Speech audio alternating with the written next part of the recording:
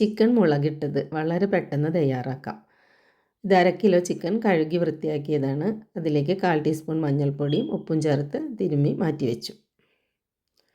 2 table spoon മുളക് പൊടി, 1 table spoon Kashmiri chilli അത് കുതിർത്തി അരച്ച് വെച്ചു. ആവശ്യത്തിന് ഓയിൽ ഒഴിച്ചു. ഞാനിവിടെ 2 ടേബിൾ സ്പൂൺ ഓയിലാണ് ഒഴിച്ചിട്ടുള്ളത്. വെളിച്ചെണ്ണയാണെങ്കിൽ കൂടുതൽ നന്നായി. അതിലേക്ക് കറിവേപ്പിലയും ചേർത്ത് കൊടുക്കാം. കറിവേപ്പില ഒന്ന് മൂത്ത് വരുമ്പോൾ അതിലേക്ക് നമ്മൾ നേരത്തെ മാറ്റി വെച്ച മുളക് ചേർക്കുക.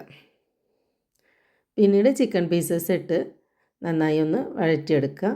കുറച്ച് നേരം അത് തുറന്ന് വെച്ച് തന്നെ ഹൈ ഫ്ലെയിമിൽ തന്നെ ഒന്ന് മൊരിച്ചെടുക്കുക. അതിനുശേഷം സ്റ്റൗവ് കുറച്ചൊരു മീഡിയം ഫ്ലെയിമിലേക്ക് മാറ്റിയിട്ട് മൂടി വയ്ക്കാം. മൂടി വെച്ച് നന്നായി വേവിച്ചെടുക്കാം. ഇത് ഫ്രോസൺ ചിക്കനാണ്, അതുകൊണ്ട് വളരെ പെട്ടെന്ന് തന്നെ ഇത് കുക്കാവും. നമ്മൾ ഡയറക്റ്റ് വെട്ടിക്കൊണ്ടുവരുന്ന ആ ചിക്കൻ ആണെങ്കിൽ കുറച്ചധികം സമയം എടുക്കും വേവാനായിട്ട്.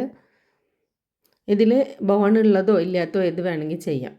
ഇപ്പം ആ ചിക്കനിൽ നിന്ന് വന്ന വെള്ളമൊക്കെ ചേർന്ന് ഒരു ഗ്രേവി ആയിട്ടുണ്ട്.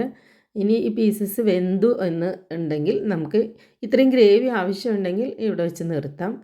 നമ്മൾ ചപ്പാത്തിയുടെ കൂടെയോ പത്തിരിയുടെ കൂടെയോ ഒക്കെ ആണെങ്കിൽ കുറച്ച് ഗ്രേവി ആവശ്യമാണ്. അപ്പോൾ അങ്ങനെയാണെങ്കിൽ ഇവിടെ വെച്ച് നിർത്താം.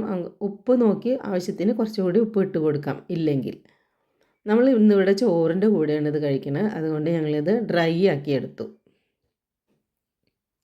ഇതിൽ കറിവേപ്പില എത്രത്തോളം ആദ്യം ചേർക്കുന്നു അതിനനുസരിച്ച് ഇതിൻ്റെ ടേസ്റ്റ് കൂടും. മറ്റ് ഓയിലിന് പകരം വെളിച്ചെണ്ണയാണ് കൂടുതൽ നല്ലത്. അപ്പോൾ വളരെ ഈസി ആയിട്ട് മുളകിട്ട ചിക്കൻ ഉണ്ടാക്കുന്ന വിധമാണ് നമ്മളിപ്പോൾ ചെയ്തത്. അപ്പോൾ ഇതുപോലെ ഒന്ന് ട്രൈ ചെയ്ത് നോക്കുക. നമുക്ക് കൂടുതൽ സാധനങ്ങളൊന്നും വേണ്ട, എളുപ്പത്തിൽ ഉണ്ടാക്കാനും പറ്റും.